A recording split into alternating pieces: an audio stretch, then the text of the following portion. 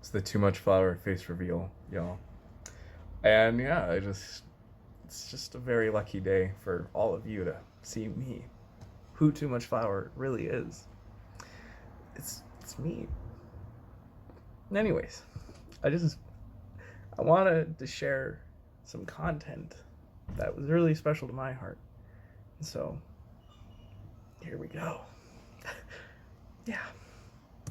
Is there a definite, absolute right and wrong way to make pancakes? No. I almost would have been so cool. It's probably fine. So Steve, I got a question for you. Okay. Is there a definite right and wrong way to make pancakes? Yes? No. Now I want to clarify something. Nothing that I'm talking about today is a judgment on your pancake style. Do you like thin pancakes, thick pancakes? Do you like them big and round or little and square? I don't care. These are about finding and diagnosing technical issues that can affect the quality of your pancakes, no matter how you make them. So if you like thick, fluffy pancakes and you keep getting little thin ones, here's why that's happening. I'm not saying thin pancakes are wrong. I'm just saying, what am I saying? I'm not following. I'm saying that just thank God we live in this beautiful country. This episode is sponsored by Danish Creamery. When I knew I had to tackle a classic like pancakes for every way to screw up, I had to make sure I was using high quality butter. Melted butter in pancake batter adds flavor and helps them brown. With the help of Danish Creamery European style unsalted butter, we can create some breakfast in bed worthy pancakes. So let's start screwing up, learning from our mistakes, and enjoying some premium Danish Creamery butter while we do it. So one of the first places you can go wrong is using the wrong pan. I guess that's not the first place, it's more the last place. One of the last places you can go wrong is using the wrong pan. What kind of pan do you make a pancake in? It's right there in the name. Cake. Let's talk shapes first. There are round pans, there are square pans. I'm sure there's other shaped pans out there, but I haven't seen them. You're gonna be able to fit more round things inside of a square thing. Usually you can only get about 3 pretty small pancakes in a round fry pan, but you can do 4 solid macho pancakes in a square pan. So if you have a square anything, opt for that. You don't have to be a math-genius to figure that out. I'm certainly not. And I figured it out right here, just while talking to you. I failed geometry. Did you really? Yeah, I truly did. And Spanish. And Arabic. I took a semester of Arabic for some reason. I want to be a journalist. Next up is material. You got stainless steel, you got nonstick, you got carbon steel, you got cast iron, probably some other stuff out there, copper. So stainless is not an ideal surface upon which to make pancakes. You're gonna have to use a lot of fat, which is not ideal depending on what sort of crust you're going for. And it's gonna be really hard to make it not stick. And if your pancakes stick at all, they're ruined. It's gonna destroy the look of it, it's gonna tear it up, and you're gonna have to wash the pan before you can make another batch. So it is very, very difficult to make pancakes in a stainless steel pan. You can do it, but make sure you use fat in the pan, or at the very least, fat in your batter, because that will make it into a self-lubricating pancake. And that's not even a joke. That is literally what it becomes. It becomes a self-lubricating pancake. Time to try out cast iron. So cast iron is a very handsome option to make pancakes in. You gotta make sure you have a very well-seasoned cast iron pan, otherwise it could stick. Same thing with carbon steel. This one's really well-seasoned, so no butter, no fat in the pan, still lifts right off. Then of course the ideal surface to make pancakes on is non-stick. And if you make pancakes in non-stick, they're gonna do exactly what the name of the pan says. They're not going to stick. And as a result, they're gonna have a nice, even browning on the top of the pancake instead of a patchy or torn crust. Let's see what awaits beneath. It's perfect. If you don't use any fat in the pan, you won't get that first weird pancake. That's what causes the first weird pancake to be weird, is the fat in the pan. You don't need any fat in the pan, especially if you have fat in the batter and if you're using a non-stick pan. You don't need none. Save it for buttering at the end. Save it for finishing at the end. Save it for putting on top at the end. Looks like you're spanking it. This looks like spanking? How did you get spanked when you last night?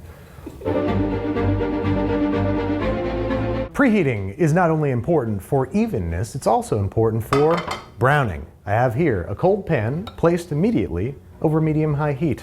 What's gonna happen? So we got a pancake that we dropped into a cold pan. Its bubbles are starting to pop, which is an indicator that it's ready to flip. So what's waiting for us on the other side? Oh my. Oh boy, this is oh no. Oh boy. It's actually sticking a little bit to the nonstick pan, which is frankly a feat of will. Ah! Oh, it's whiter than my farmer's tan. Oh God, that's bad. That's bad. You see that? That's terrible. I gotta get some sun. Shirt on. So you got to preheat the pan. You got to do it.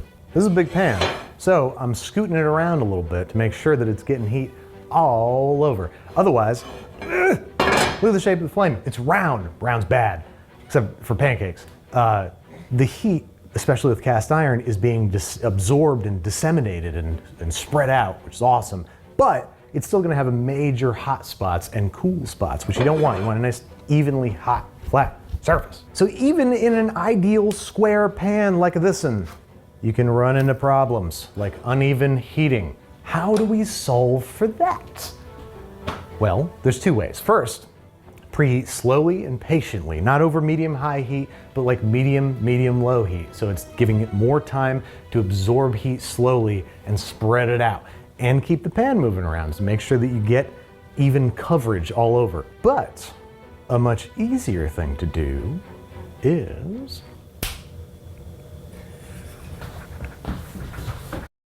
Doors! Let's go. What's with the...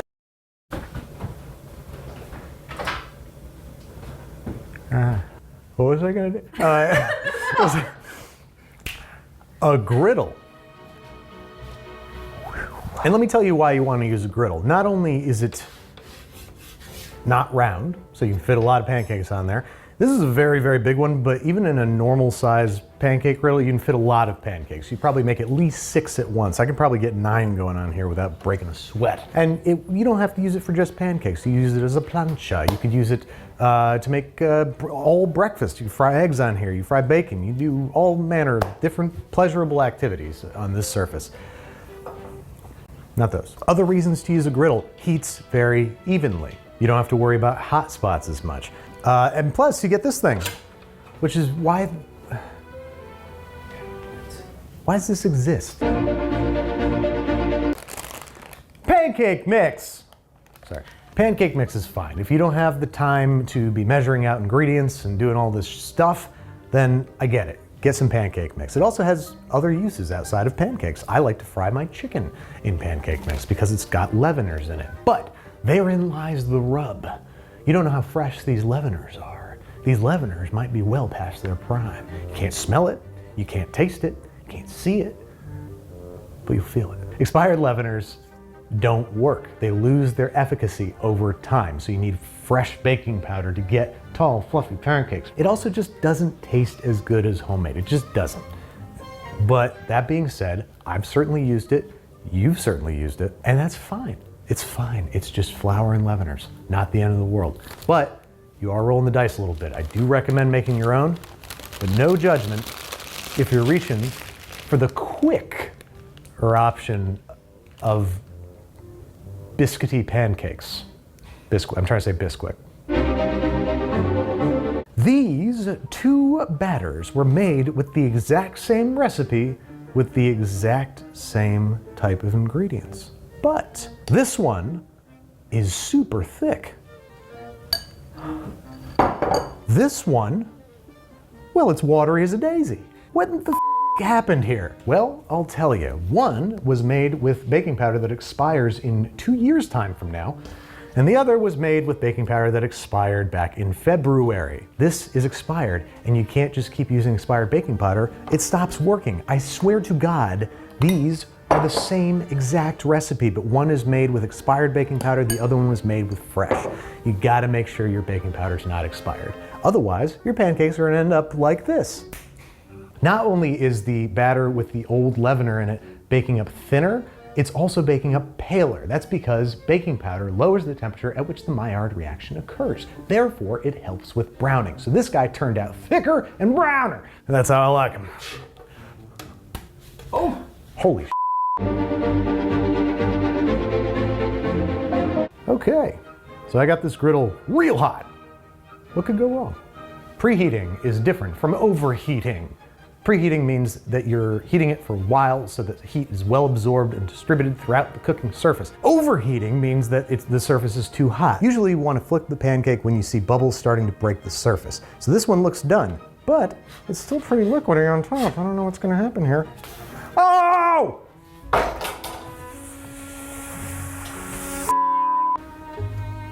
Why do you do this to yourself? Why do you do it? Why do you do it? This is exactly what I wanted to have happen. That was all an act. Oh, geez, it's wet on the inside, like me. Oh, it's all battery. It's all batteries, like an electric car. It's all battery. It's because the griddle's too hot. If the griddle's too hot, when the pancake looks done on the outside, it might not be done on the inside. So, check yourself. Okay, it's Sunday morning, I'm your dad. I'm pamming up the pan before putting on the panners. And everything's gonna be okay, son or daughter. Okay, this is dad time. This is time for dad. Pancakes in a fatty pan. Must be Sunday. I must be a dad. You must be my baby. Kids, it's your dad's favorite time of day. It's time to flip the first pancake. Oh, mercy. Where have I gone wrong? No, the line is, where have I gone wrong? Where have I gone wrong? So, what did we learn? If you put fat in your pan, this is gonna happen. You're gonna get a weird pattern on there, first weird pancake. That's the old trope, right? First pancake's a sacrificial pancake. This is why. Because you fat the pan, you make a pancake, it soaks up all that fat, makes it look weird, and then the next pancake you put down, there's no fat in the pan, because it just got soaked up, so it cooks up normal. So the moral of the story is, save the butter for when you're buttering up your pancakes with Danish Creamery butter.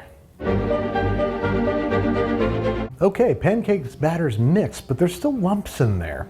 I hate lumps. So I'm just gonna beat the ever-living out of this. Really just mix it. Really mix it. Stupid. Fire Cavatelli! Take your time. Just one more second. Refire. I'm getting drilled out there. This is a dysfunctional kitchen. Show me a functional one. FX is the bear. All episodes now streaming, only on Hulu. All right, so we had a little bit of fun earlier, but I was actually trying to prove a very important point. You don't want to overmix your batter. I'll show you why. What I have here is the exact same batter, one that has been overmixed and one that has been not overmixed. Oh, look already at the difference in texture. Look, wow, that's wild, that's wild. Look, this batter was overmixed, this one was not. Do you see the difference? Yes, you do. Peek. You can always peek. You can always peek. You can never unpeak, but you can always peek. So as you can see, overmixing batter has a pronounced, dramatic effect on your end result. Look at these two pancakes. They could not be more different. Just look at the difference. There is a difference. It's not as, but no, it's like at least twice as tall. It's huge. Also, there should be a dramatic difference in texture. But don't take my word for it. And actually, you kind of have to. Cut, cut. Big, fluffy, cakey, awesome pancake. Oh my God. Wow. Jesus. It's like cut through steak. Tough, way tougher. Thinner, denser, and kind of chewy almost. Look at the difference in the crumb. This is the same amount of batter in both of these pancakes, and this one's half as tall. What does that mean? It means that it's all gonna get compressed and dense and thick and nasty. This is big and open and fluffy, wide. That's a phantasmagoric pancake. That's wonderful. Here's a question. you got some leftover batter. I don't want all these pancakes right now. There's tomorrow to think about. So I'm gonna wrap them up, put it in the fridge. No big deal. Shouldn't be a problem. What's the worst that can happen? To demonstrate what happens when you let pancake batter sit around, we have some freshly made batter here that was rested for 30 minutes, which is the proper procedure. Then here, we have some pancake batter, same exact recipe that was allowed to sit for an evening inside of the fridge. And they're gonna be funny shapes, I did it on purpose. I wanted funny shapes, that's why they're funny. So as you can see, these are already behaving differently. This guy's spread out more, he's thinner, and that's because the leaveners aren't as active anymore. The leaveners have only a finite amount of leavening in them. And it's been expended. It goes away with time. Yeah, we've lost height. That's what we've lost, which means that we've gained density, which means that it's not gonna be as open and floofy as it would have been. I'm a busy mom, all right? I got kids themselves, not ready for school. I gotta get going here, all right? So I'm mixing the dry stuff into the wet stuff, and then as soon as that's done, I can put it on the griddle, right? Good. Okay, kids, okay. All right, kids, here goes the pancake batter, freshly mixed onto the griddle. That's how I like it. Don't need to wait, don't need to do anything. Just need to just go. Just put it on the grill, go. Ooh, interesting pockmarked pattern on the bottom of these. So if you mix up your pancake batter, put it straight on the griddle, this is the first issue you're gonna run into, a sort of pockmarked pattern on the top. If you let your batter rest, it's gonna look more like this. Where'd that come from? In my pocket. It's my pocket pancake. Oh. I keep an example of a perfect pancake in my pocket at all times. Exact same batter as before, but now it's been given the opportunity to rest. Oh, wow. Good news, folks. I think letting it rest even longer was a good thing. Look at how even that is. And how proud and tall and floofy it is. It's twice the height of these, twice! Yeah, so let that rest. Give it a break. Not overnight. But not overnight. Don't be a dingus. Wow, that is a beautiful pancake. It's a little oblong, but I don't even care. So look at this trichotomy, which is indeed a word. We have cooked immediately, cooked after 15 minutes, and cooked after resting for at least 30 minutes. In fact, we let this rest an hour. And look at the difference, not only in color and texture, but in height and size. Maybe you can't see that, but like, you can clearly see that's taller than that. But even more insidious secrets lie inside. Looky here, folks. Do you see that? See that little clump of flour? That's a clump, you know what that is? It's a clump of flour. You don't want that. And it's because we, mixed up the pancake batter, but the flour wasn't given enough time to fully hydrate. And it was a little bit undermixed. So you want to make sure that it's properly mixed and properly rested before you start frying. Plop. Uh-oh, it's too thick. Look at how darn thick it is. It's too thick. This batter has too much flour. You took my name!